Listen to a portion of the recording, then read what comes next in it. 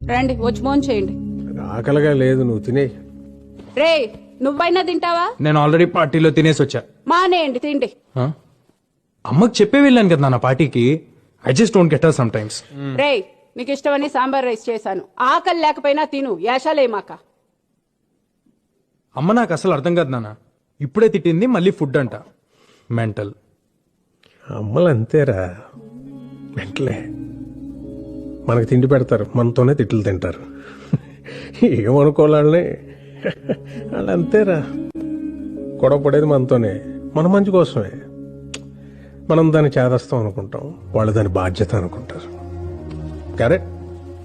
You know something, ఇంట్లో అమ్మో నాన్నో తాతయ్యో నాన్నమ్మో లేకపోతే ఇంకెవరు అడుగుతారా మన్ని తిన్నావా ఉన్నావా అని? వాళ్ళు ఉన్నప్పుడు వాళ్ళు వీళ్ళు తెలియదురా.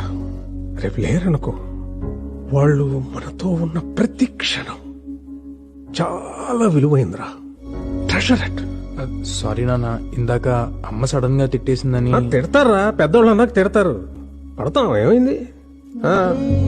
ఈగో ఎందుకు మనకి? అన్నది మనోళ్ళేగా, మన కోసమేగా. వాళ్ళు ఉన్నంత వరకేరా.